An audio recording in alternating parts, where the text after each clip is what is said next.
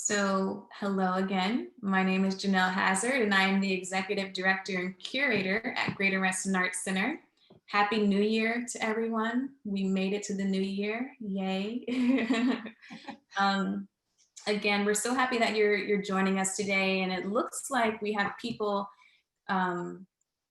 joining the program today from Reston, Springfield, Alexandria. We're very much in Virginia today, it looks like, which is nice, to keep it in the neighborhood. Arlington, Herndon.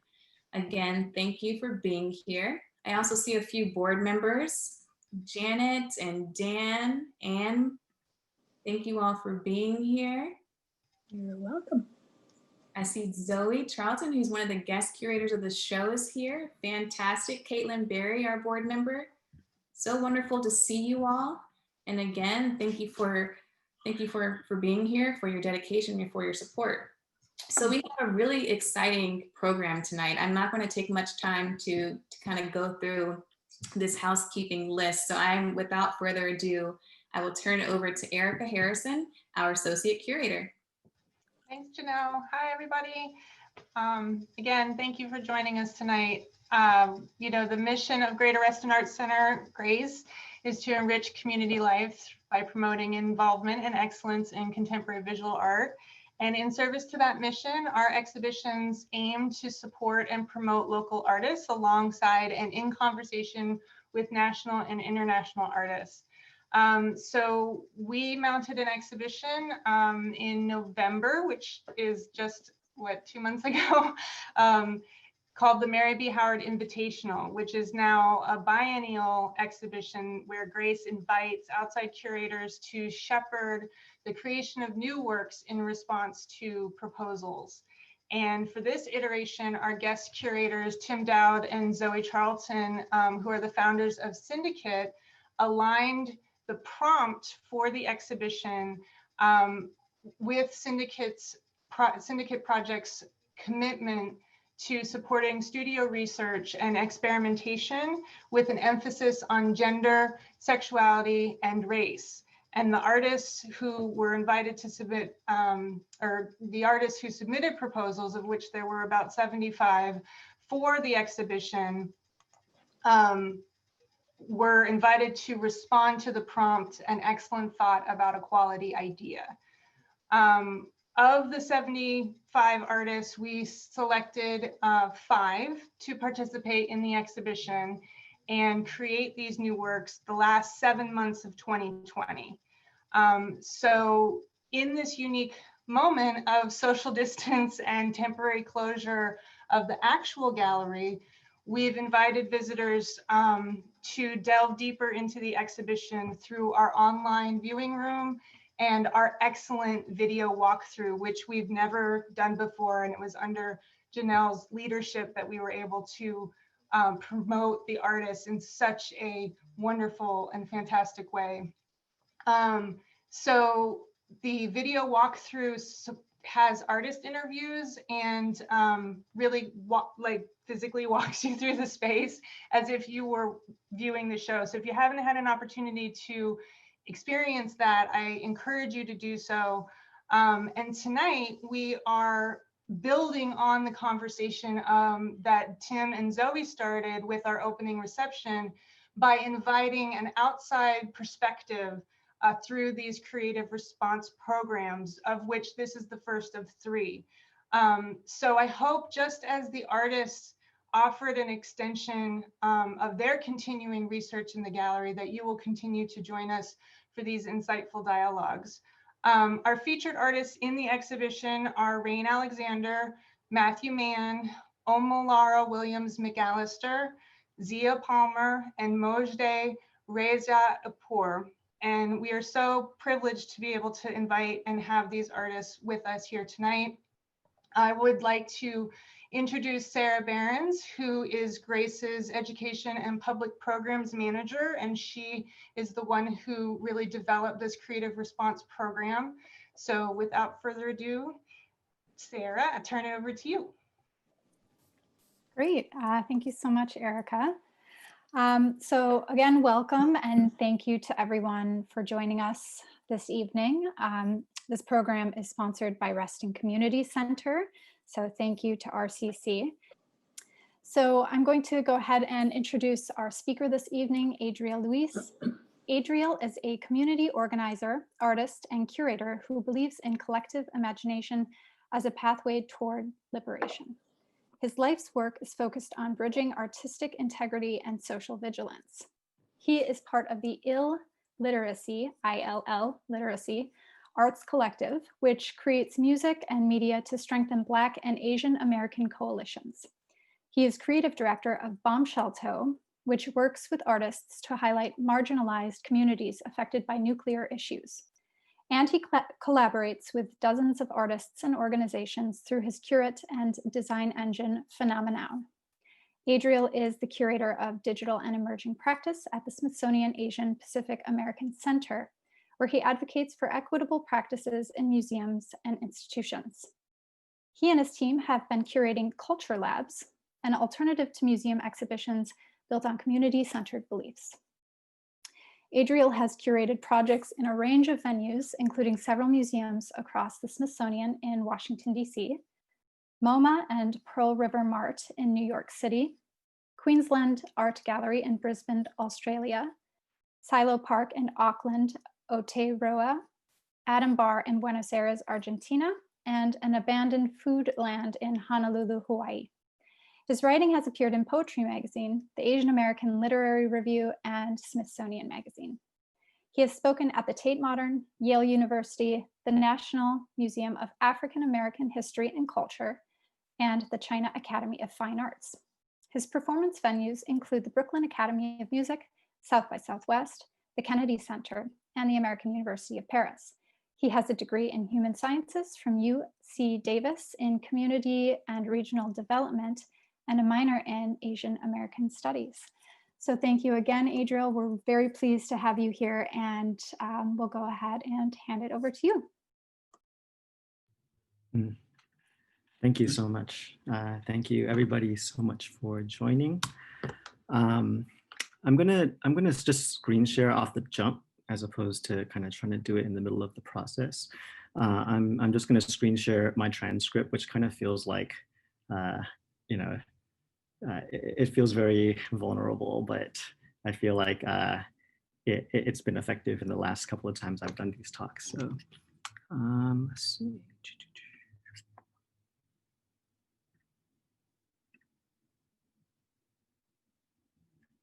Beautiful.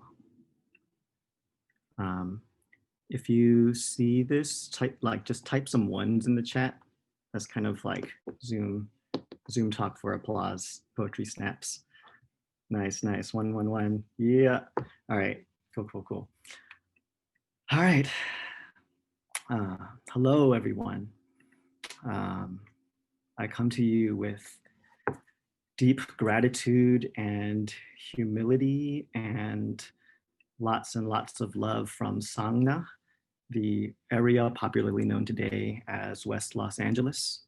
I honor the people who go by the names of Tongfa, Keach, and Gabrielino, who have called this place home for at least 7,000 years. I honor the original stewards of the areas known today as Northern Virginia and Washington, D.C., which include the Piscataway and Manahoic peoples. My name is Adriel Luis, curator of digital and emerging practice at the Smithsonian Asian Pacific American Center. I trace my ancestry to Toisan in southern China, and my family's migration touches Hong Kong, Mexico City, and finally Ohlone Chochenyo land in California, where I was born. I recognize that I'm only able to claim a sense of home by way of the suffering and genocide of countless people.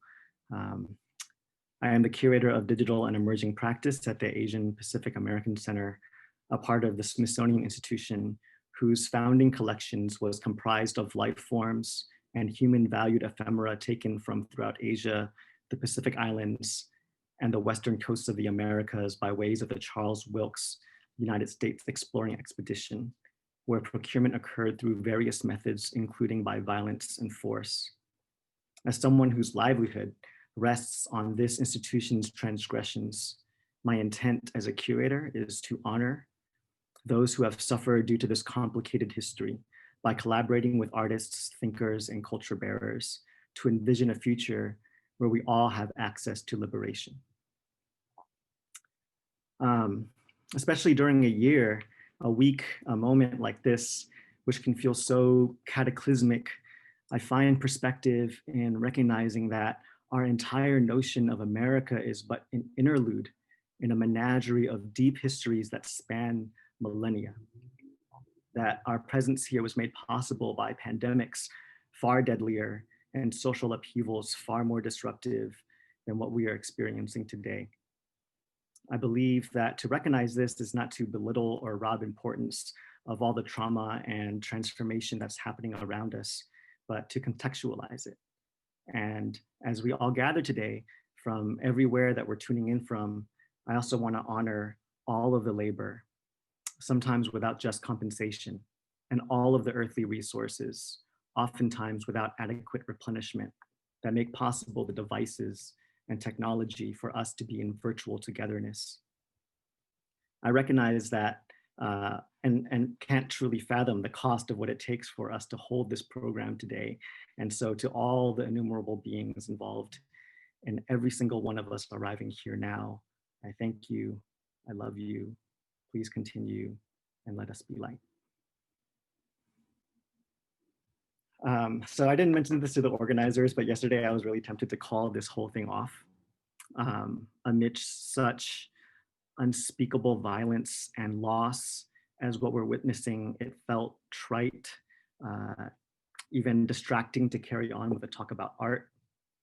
But then I remembered something that was said by the curators of this incredible exhibition, Zoe Charlton and Tim Dowd of Syndicate, that the real work of liberation is in repatriation and restoration of land, practices, and values that thrived long before Western ways of being.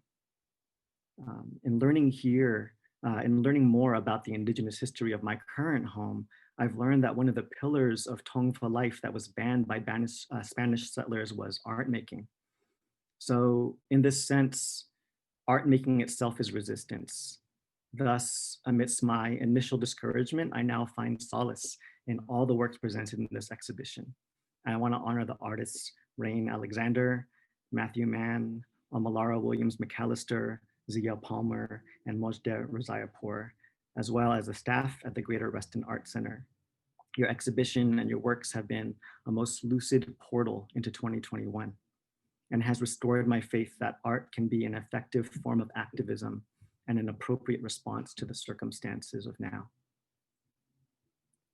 This exhibition is entitled An Excellent Thought About a Quality Idea, and its vision to complicate the broad strokes of race, gender, and sexuality. I see this show as a kindred spirit to a program I curated with my team at Smithsonian APA entitled Cross Lines, a Cultural Lab on Intersectionality.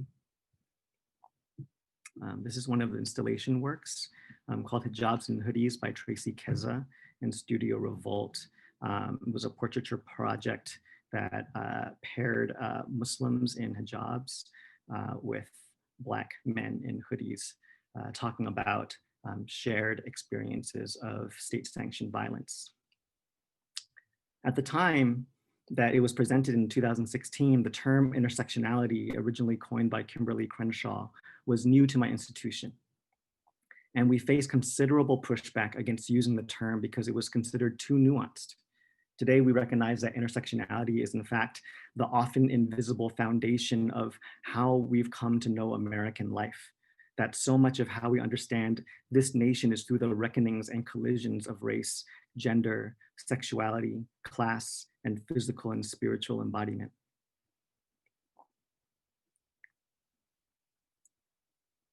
This work is Mountains and Monuments by Shalub and Mazpaz, two incredible DC artists.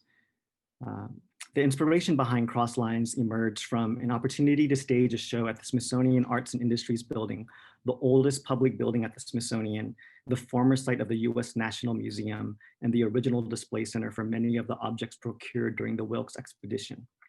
We saw this as an opportunity to revisit the building's original attempt to illustrate a notion of America, and we invited over 40 artists to participate, many of them part of the local DC art scene, which has been historically ignored by the Smithsonian.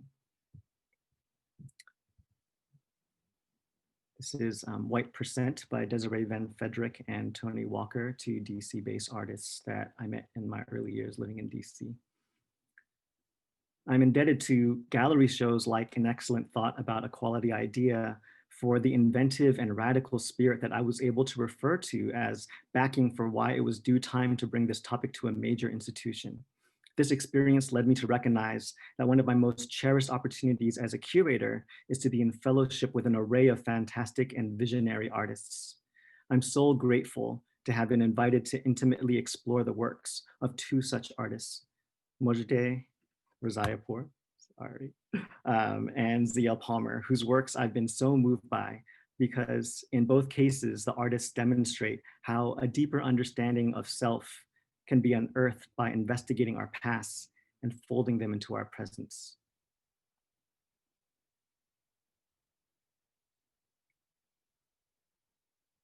Mojdeh Rezaeipour's Stories We Tell Ourselves is an installation that was created through the artist's reacquaintance with her artwork from when she was a child. Like Rezaeipour, I also encountered 2020 as an opportunity to revisit the ephemera and ideas that trace my upbringing, and to sit with all the pride, shame, triumph, and awkwardness of looking at my younger self's interpretation of the world. Drop some ones in the chat if you looked at old journal entries, old drawings, photos, reflecting on our past selves and finding relevance in it, finding comfort in it in this past year. Well, let me scroll slower through the work, of course. Artists, particularly artists of color, particularly women artists of color, are often faced with the challenge of being taken seriously, unless and even if they subscribe to the aesthetics that were originally institutionalized as devices of exclusion. They are constantly doubted, invalidated. So I sense great power in what Rezaeipour has done to envision herself, on top of that, her childhood self, as a critical source material and her cultural upbringing as a medium. I was especially moved to learn that this childhood work was brought from Iran from her mother. It made me think about the unspeakably difficult process of leaving the only home you know, selecting which objects are cherished enough to bring across an ocean, and that in that moment, a parent saw the promise of her child's imagination. It's this recognition of the power in an intergenerational record that also takes my breath away when I encounter the work of Adriel Palmer, who enlivens her family history through portraiture and interviews the women and interviews in women of the same blood.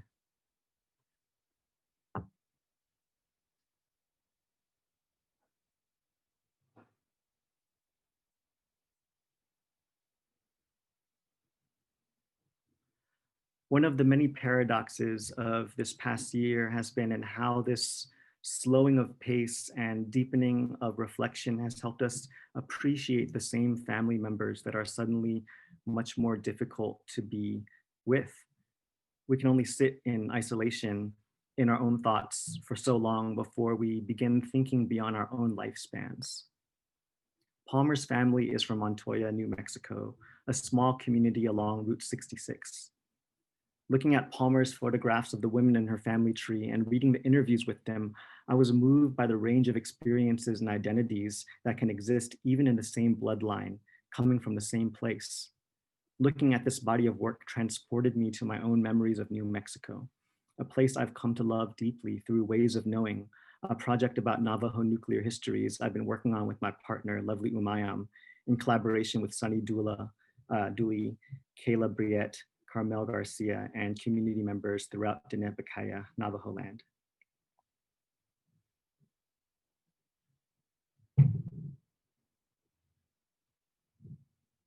There's something magical about the landscape of New Mexico that permeates across its people, a vibrancy that is uniquely fashioned by a history of being overlooked and underrepresented. A main ingredient in illustrating both New Mexico's sense of place and Palmer's intimacy with her family members were the conversations about the things that seem casual, but even still are vital. Green or red, she asks each family member, a reference to the abundance of chili peppers and the salsa that finds its way into all the cuisines that touch the region. It made me miss the days that I could go to my favorite diner in Gallup and to the surprise of the waiter choose Christmas, which is green and red.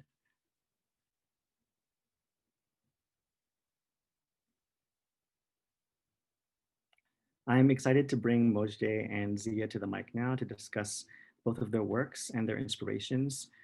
Even though this exhibition is beautifully displayed online, given today's current limitations, there's only so much we can glean from a first glance. I appreciate all of you for joining me on this short journey through an excellent thought about a quality idea. And in the spirit of excellence and quality, I leave you with this profound quote from Palmer's interview with Lila Dominguez. It's a complicated world, and we are a complicated people. I thank you for bearing witness to some of this complexity with me.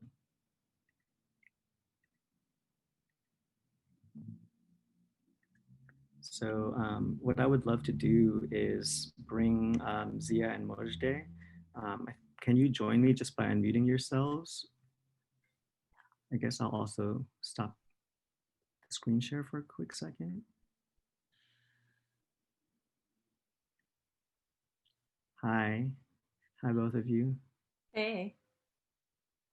I'm so excited to be joined by you. I just wanted to kind of just do a quick talk about sort of my initial responses as a way to kind of start. I think Mojdeh, the terminology used is unfolding.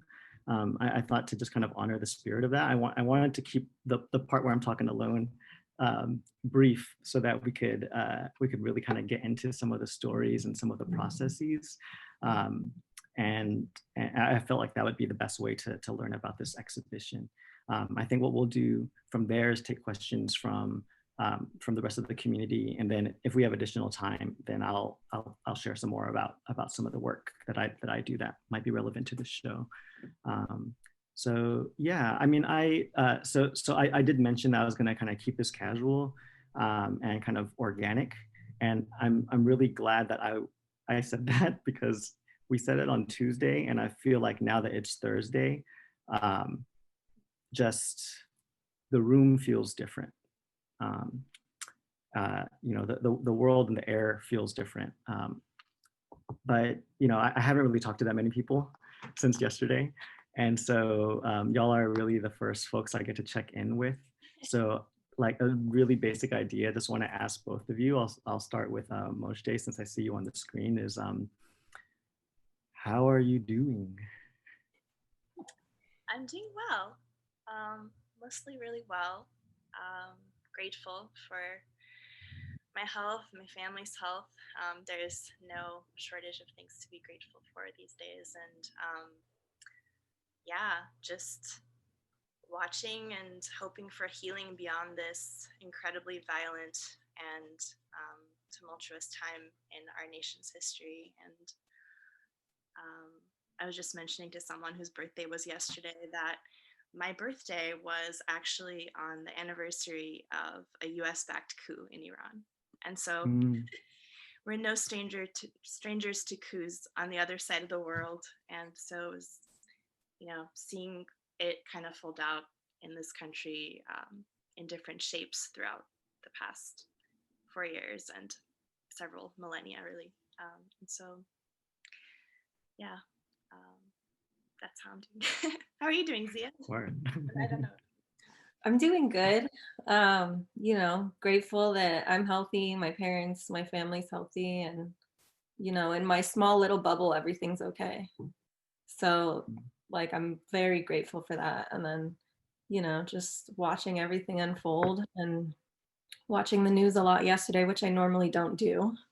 So it's an interesting time, but I'm grateful for my little bubble that everything is safe in right now. Yeah. Mm.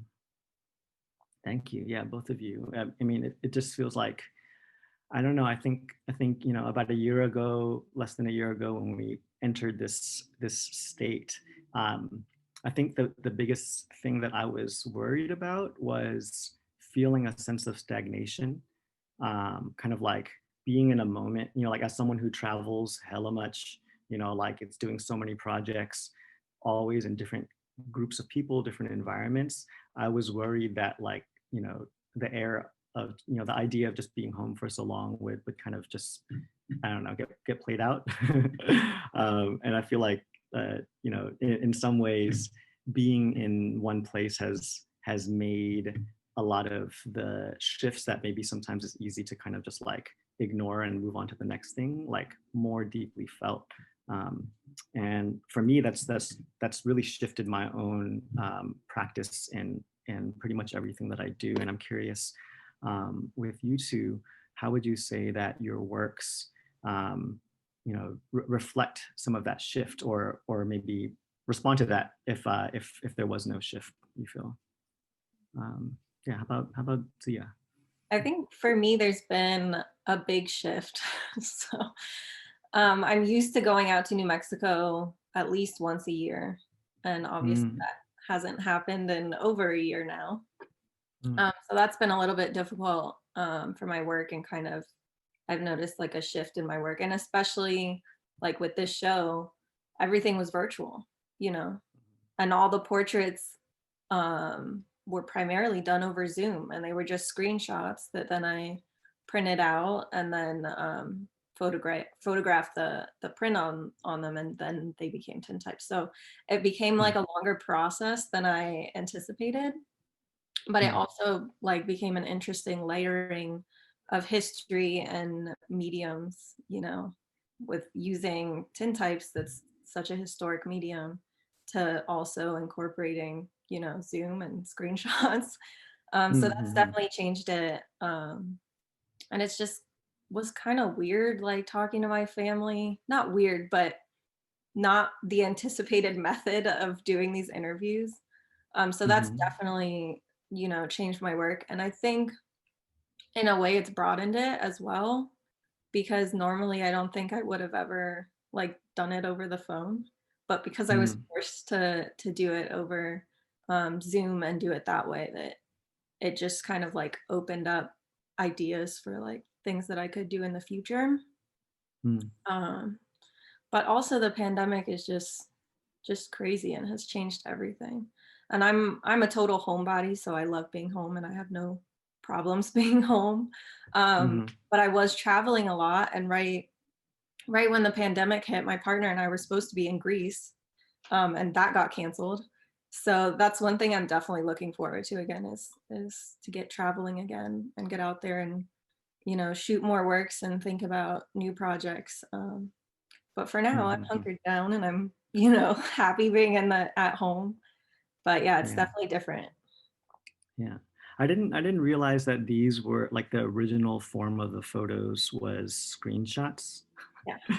This is wild. Like, so did I say did I pronounce is it Leela or Lila? It's Leela. Or, yeah. Leela, okay. So Leela's photo, so is that an example of one of the screenshots? So Leela is my grandmother, and she actually lives here in Virginia with my parents. Oh, okay. So hers, I actually just took a photo on my phone, and then I also printed it out. So all of them, except for my portrait and my mom's portrait, were done from a print. Some of them were done on my cell phone for my family members that are here, which is my grandmother and my two sisters.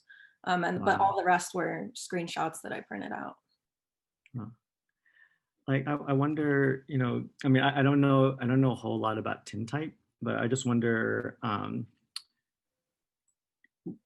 like something I've been thinking a lot during this time, where like everything is going online, and then it feels like so much of doing stuff online on Zoom, as opposed to in person, is kind of like a consolation prize, right? Like I've been really thinking about like, what are the advantages? Like, what are the things that are actually, it's better this way, so I wonder when it comes with the screenshots, and especially something over Zoom where there's this grain that isn't quite like the kind of grain that you get from like an old photo. Like, did you find any kind of relationship in kind of taking this, newer technology and an older technology? I think it was hard for me because I'm so used to shooting film that has a certain quality and a certain clarity to it that you can't get with any other medium. And Mm-hmm. tintypes, when they're taken, not from a screenshot, they're super clear and super crisp. So it was hard for me to get over that they aren't like, in a sense, technically perfect. But that's just like another layer to it, because taking them in person was not an option. And I thought about taking them like directly from my computer screen, but it just didn't work as well with the lighting that's needed for the tintypes.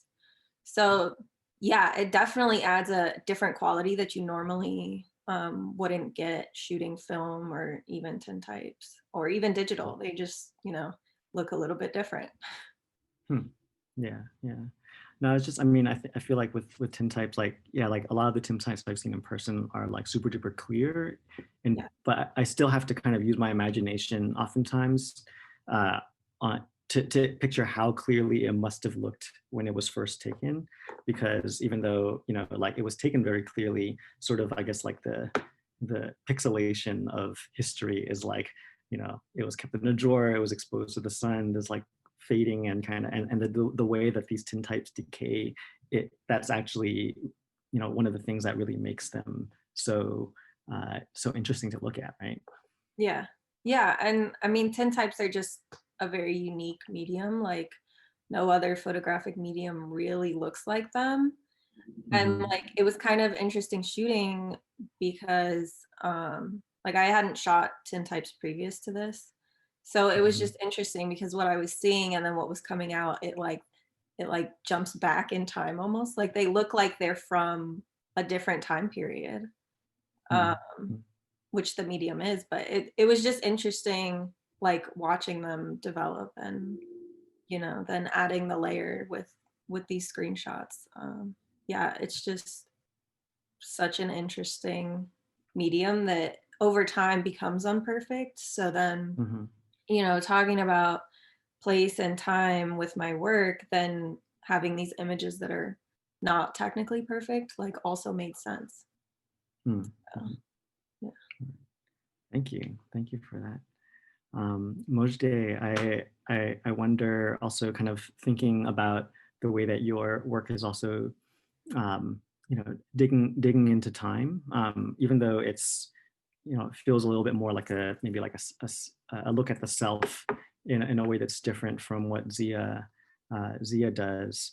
You know, in some ways, you can really kind of look back at your child self and kind of feel like you're looking at a different person, like a relative, right? Like how was it kind of just revisiting that work? Is it work that you look at often, or had it been a while?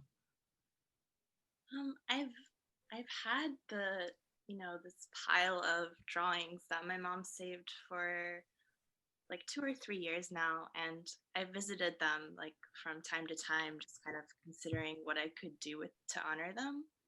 And yeah, this just felt like a really unique opportunity to sit with and really learn what it was that I was imagining, like such an early age, and really notice that there's so much that stays the same. Like there's some themes that I'm exploring in those drawings that I'm still exploring. Yeah. It's like, and I think of art as a process of healing oneself. And so, that over the course of the past like 5 or 6 years that I've been really dedicating myself to my art practice seriously, I have actually like gone through some really intense healing in myself. And it's apparent, you know, when you look back at your childhood drawings or who you were as a child, and you feel a sense of connection that you maybe didn't feel before. And so, and then one other thing that I noticed that is maybe not so present with me now is the little Mojdeh's sensibility with color was like a lot more wild and fluent. And like, she was so brave. Like there was just there's just all the colors in the world, and she wasn't afraid to bring them all together, and it looked great. Yeah. And you don't even see that actually in the work that I've made at Grace, because I ended up being like too shy to kind of like try to emulate that. So I got a little bit more brave than I have been previously. I mean, I've been kind of exploring color in my work in the past few years, but working a lot monochromatically as a kind of way to kind of be slow with the process. And this time I like added like another color. So it's like working with two instead of one. But yeah, learning a lot. Yeah, I have like a box of my own like drawings and like books I wrote when I was like in elementary school and stuff. And it's like, you know, it's just like in this box that's just been like abused by shipping like back and forth over the coasts, you know, like, you know, tucked in garages and things like that. And, you know, I feel like I never miss them until I notice one's missing, you know, or I can't find one.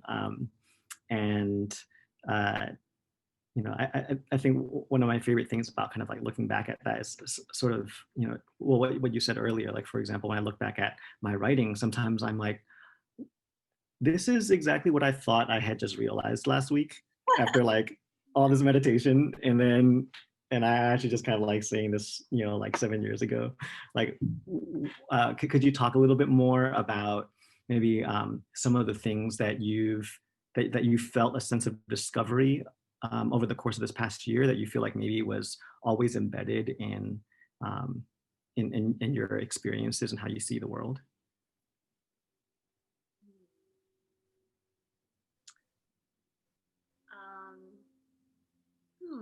I think that I have answers to like both parts of that question, but together I'm like, okay, I'll just talk about a little bit. Sorry, I feel like I after I said it, I was like, I feel like that was actually a very complicated question. I'll talk a little bit just about how my work has changed throughout the course of the past year and some of the things that I've realized through that, if that's okay. Yeah, so before 2020, I was mostly doing site-specific installations, which were these really materially heavy works. And obviously you travel to a place with some materials and you make it up as you go along. And already in the very beginning of 2020, I had started to go into more video. And so when the pandemic hit, it just felt like it made sense for me to just focus more onto what I was just starting to explore. And just as the pandemic hit too, I was starting a residency at the Nicholson Project in Southeast DC. And my proposed project for that residency, you know, given who I am and where that residency is, in a predominantly Black neighborhood, I was really conscious of not like bringing my art there and just like showing up and getting to know who the neighbors are and starting to have conversations and have the work be evolved from there. But of course, with pandemic, like that just like didn't end up being like as possible in the ways that I had imagined before, which is like holding spaces for stories and whatnot. And so I was just in this building, in this practically empty building that usually would have had, you know, somebody in the office, somebody in the gallery, but it was just me and my partner. And so I just started watching time like unfold. It was like wanted to keep myself out of the work as much as I could, just kind of witness what is unfolding there. And so I would set up a camera, and the camera would watch the moon moving across the sky, or like the light moving across the wall. And yeah, and then I started to learn about projection mapping in an effort to try to do some sort of outdoor exhibition.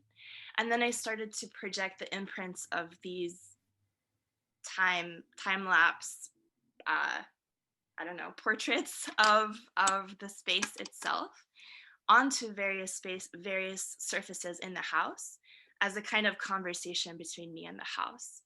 And so, and then at the same time trying in like every way possible to like have conversations with the neighbors. So like having virtual Zoom, going to ANC meetings, trying to, you know, just like awkwardly standing outside to make eye contact with people, just like trying to have some moments of intimacy with people. And yeah, so it's what's happening with that is still kind of unfolding for me. But through the time lapse, I discovered a lot about just like myself too, because sometimes I would set up a time lapse in my studio and just like watch me move around, and I move things around most of the time that I'm like doing anything, and then yeah, just finding interesting things in the patterns of that. And then I started to then incorporate some of the video work into as like part of the story of the installation work. And so yeah, and then also, you know, thinking a lot more critically about my place as a non-Black person of color, as a light-skinned Iranian American person, and an immigrant in this country, especially in the wake of the police killings of George Floyd and Breonna Taylor and the uprisings this summer. What became important for me to recognize in my practice, aside from the ways in which I was creating, was to how to most responsibly navigate my privilege in the spaces in which I was creating, and what I could do to spark conversations that need to be had and like name the elephants in the room. And so kind of took a step back from like creating art for a few months to kind of tend to that kind of thing. And so I feel like the transformation is still happening on all of those levels. And I feel that I've shed like 17 different skins throughout the year, and feel like a new artist on many levels. But the most important thing I think that I've realized is the importance of like adaptation and surrender, you know, like not trying to make something when it's not the time to make something, you know, not trying to share something when it's not the time to share something, just being as slow with the work as it needs to be. And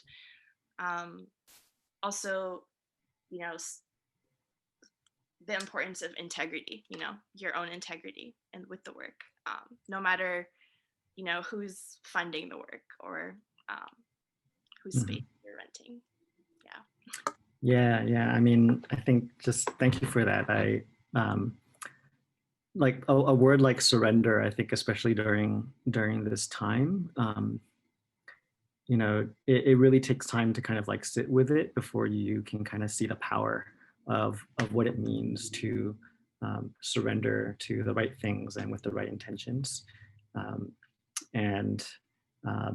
Yeah, I think that's really powerful. It, you know, one of the things that this whole period has reminded me about is how vital art is as just a display of, you know, of a mindful practice, a practice of intentionality. You look at a piece of art and there's very few types of ways of, very few modes of human action that I think require that much thought before kind of making a stroke or taking a shot or preparing for a performance. And I feel that in the absence of being able to see a lot of the work in person, it's really made me think more about kind of the process that goes behind these works. And for both of you, Mojdeh and Zia, that intentionality, that sense of finding ways to connect with people, with family, and with self in new and profound ways really comes through in your works and in this entire exhibition. So also props to Syndicate. I know that Zoe and Tim are both in the room, so shout out to y'all. Thank you, both of you. I appreciate you sitting with me and chatting with me. I mentioned over email, this was kind of a blind date because I came to know you through your works first, which for me actually, as someone who tends to do a lot of building and relationship honing while working with artists, like this was sort of a reverse process for me, where I get to know you by really deeply thinking about your art, kind of making some assumptions, making some presumptions, and kind of seeing which ones stick by chatting with you in front of a live studio audience. So I appreciate y'all, especially tuning in on a week like this, everybody. So I know we've got a few minutes left for questions. I guess I'll turn it over to the folks over at Rest in Arts to kind of steward us through the rest of the hour. Thank you so much. Yes, absolutely. If anybody has any questions, if you'd like to put them in the chat or raise your hand, that would be lovely. I might just jump in since I have the floor, if that's okay. Some of the things that I heard and that I wrote down as being so wonderful as a reminder to be present. And I think especially in the wake of the events of yesterday, it's so hard sometimes to even sit with that. And I found myself at the beginning of your talk, Adriel, needing to actually take a moment to like reflect on what you were saying. And I wanted to say thank you for that opportunity, but also for putting your statement on the screen for us to read while you were speaking it. It really helped me come into your space, and I just really appreciated that. So we do have a question, it looks like for all three. Was art a facet of your families growing up? Was it integral in your life as a young person? Yeah, I'd love to hear just a bit more from both of the artists, and then I'll chime in also. I'll go first. Both my parents are architects, so art and design has always been a part of my life. I think I had like some camera as a child growing up, but my dad was constantly taking photos at, family events and birthdays and all those kinds of things. So that was always something that was like key in my childhood, I think. And then I started really seriously thinking about art and doing art in high school, where I took, photography classes, sculpture classes, drawing classes that luckily in my high school, like those were options for electives. So yeah, it's definitely always been a part of my life. And, growing up in Alexandria, the torpedo factory was, a couple minutes away. So as a kid, I was, in summer art camps and all of that thing. So yeah, art's always been a part of my life. I can't imagine it any other way. So yeah, shout out to Torpedo Factory. Yeah.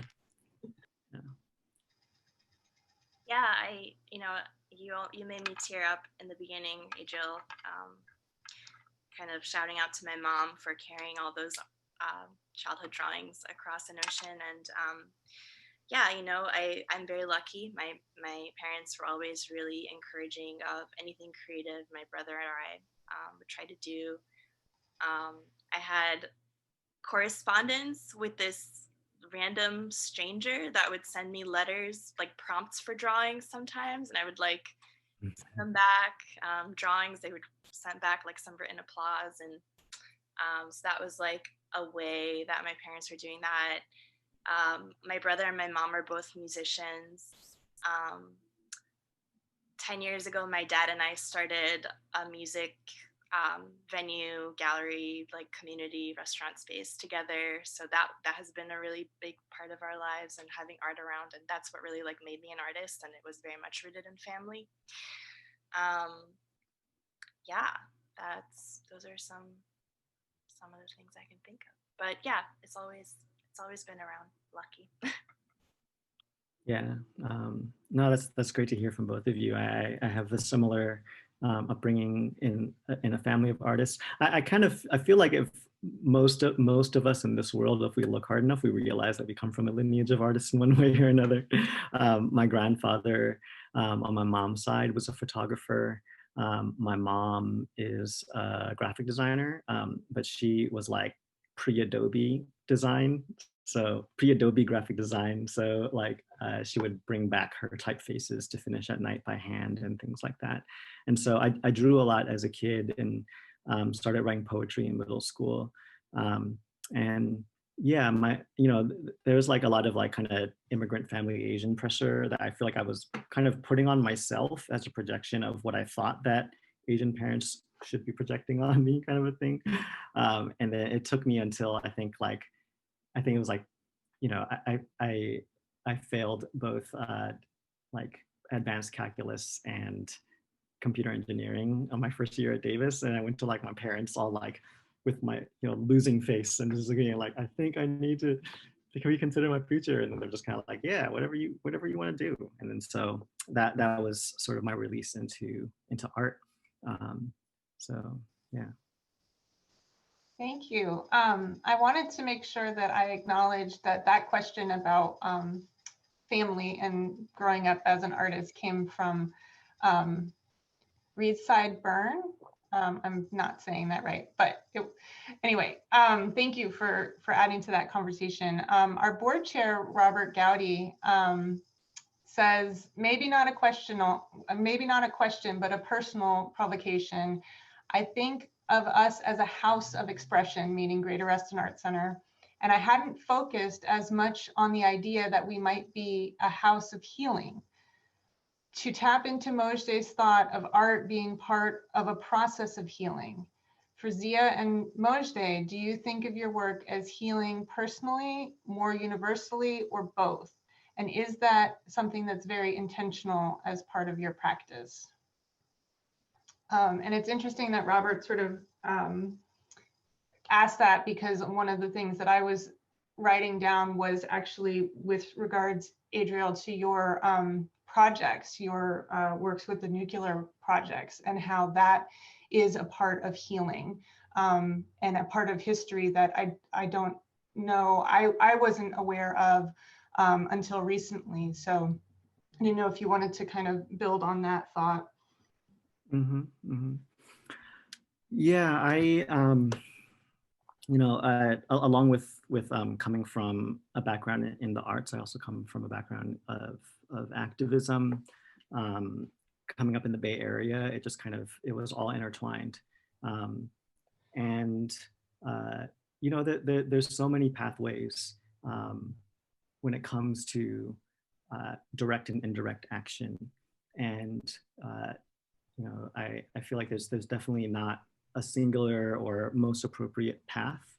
I've found that the pathways leaving me the most replenished and energized to do more are the ones that are that recognize the outrage that's justified by just unspeakable histories, but time and time again with different you know, with myself and with people that I meet, communities I encounter time and time again, I have been very fortunate to come across people who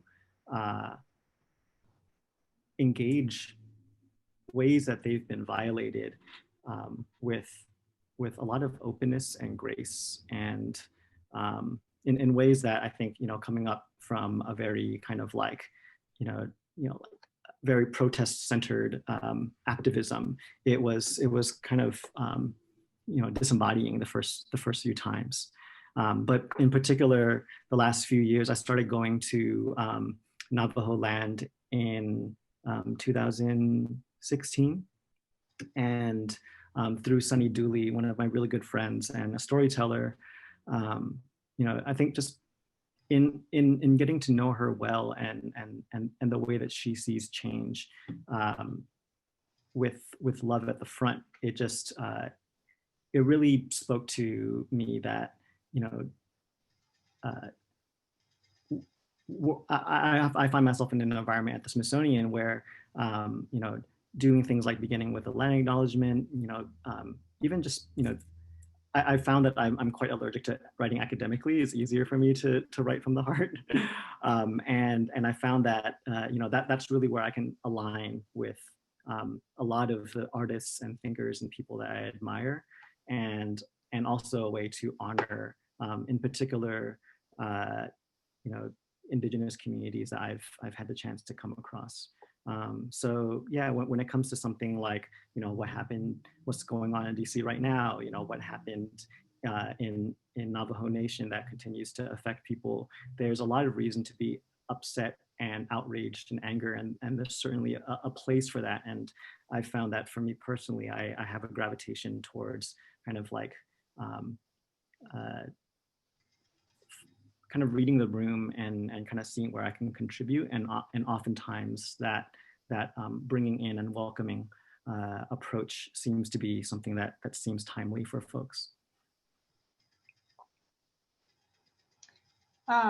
So we have a lot of kudos in the chat, and thanks for this great conversation. I want to be cognizant of time, but Zoe and Tim are here, our guest curators, and I want to acknowledge that they've written, "Thank you all for this conversation. It feels so right and is so close to my heart. I feel fortunate to be able to see one member of my family this month. And Mojdeh and Zia, and hearing your experiences and your introduction, Adriel, makes me think about making home and belonging, such a curious word. How do the objects you all use, either in the work that you make, what you use for art, or curate, say about placemaking?"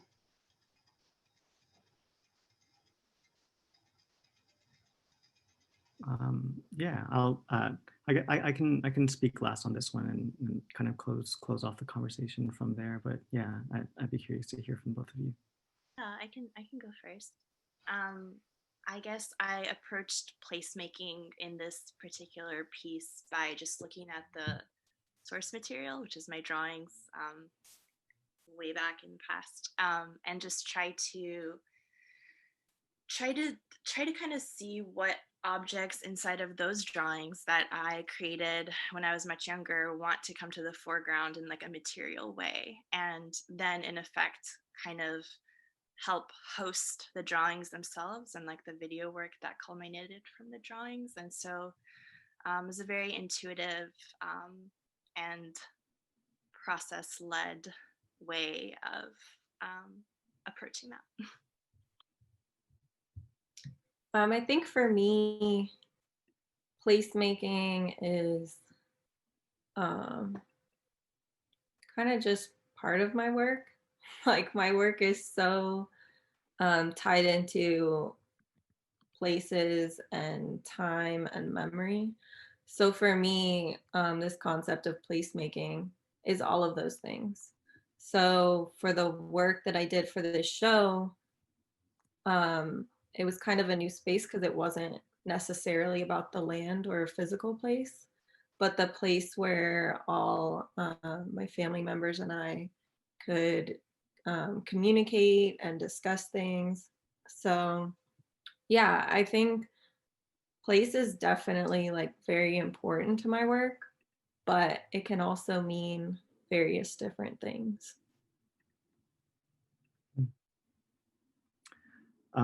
Yeah, thank you. Thank you again, both of you, and everyone here. And thank you, Zoe and Tim, again, for such a beautiful exhibition. For me, the idea of home has really evolved over the course of the last, I would say, like year and a half, 2 years. So I was living in DC from 2013 when I first started working at the Smithsonian.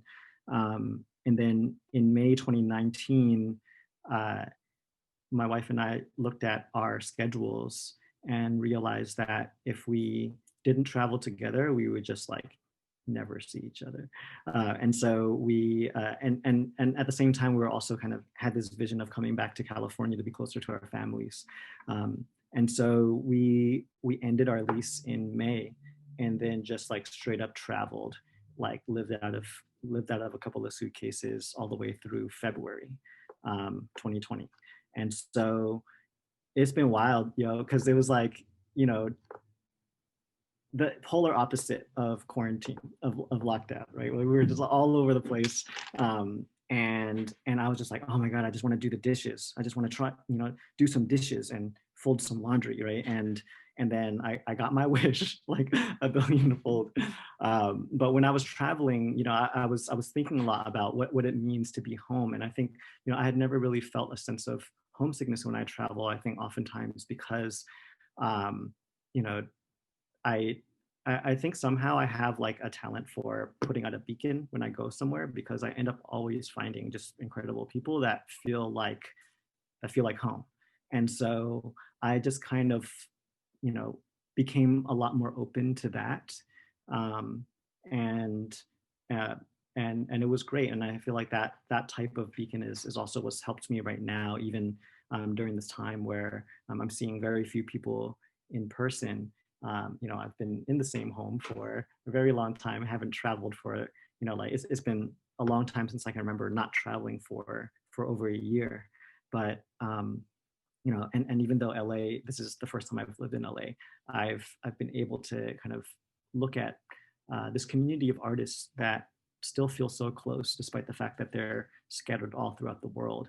And it's really these memories of projects that we've worked on, and this cultivation of community, and a group of artists who care for each other, who are curious about each other. And that's something that I sensed also in the artist talk when I watched the curator talk when I watched it, and your exchange with all the artists. It's I hear from artists all the time, and I think Zoe and Tim, you might have heard the same thing, that for so many group shows, artists, they just sort of, they see the other names on the lineup on the flyer, maybe they meet at the opening, and then that's kind of it, and I think that without that sense of community, even in the form of some sort of dialogue with each other, fellowship with each other, it is difficult to find a sense of home in art or in curating. So yeah, I appreciate that question, because it's something that I've been really kind of like just rolling around in my head for the last while. I guess before I let you all go, I'll share a couple of links.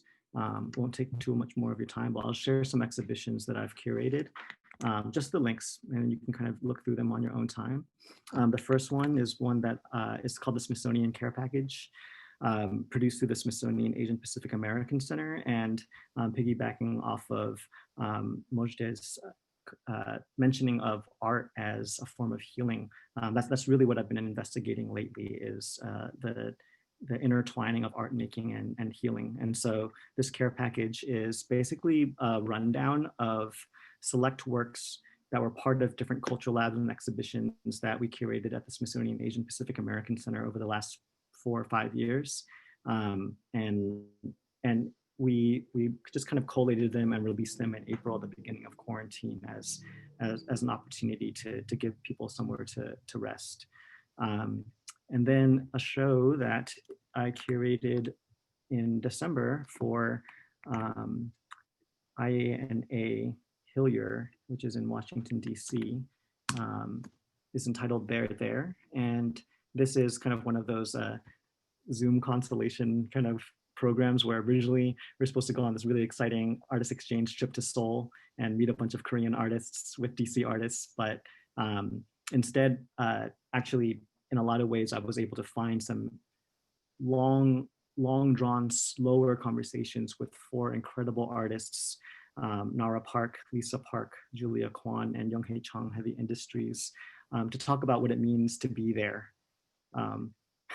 whatever that means right now. And so all of these are new works that were developed by the artists for the show. I'm very excited about it, and it closes next Friday. So I hope you have a chance to take a look. Other than that, here's my gram. Here is my website, and I just updated it. So please look at it, because all last year, everybody was looking at my website and I kept on having to email them back and be like, oh my God, none of my projects are on there. And so, yeah, please take a look, enjoy. And thanks again, everybody, the artists, Mojdeh, Zia, Zoe, Tim, all the staff at Reston Arts. Thank you so much. Appreciate you. Thank you so much. This has been really great. Clap for everyone. Just before you jump off, I want to share that the exhibition and the video walkthrough are available on our website. And if you are not on our mailing list or follow us on Instagram, please do. Next week is a very exciting week, and we want you to know about it. So you've got to join our mailing list so you can be on the inside. Or for more information, you can email, and I will put it in the chat. Thank you, everyone. This is really great. Yay, everybody can unmute and clap. Thank you all. This is wonderful. Thank you, everybody. Appreciate you all. Thank you for your hug, Mojdeh. Yeah. Thank you, Adriel. Bye, y'all. Thank you. Bye, y'all. Bye, Zoe.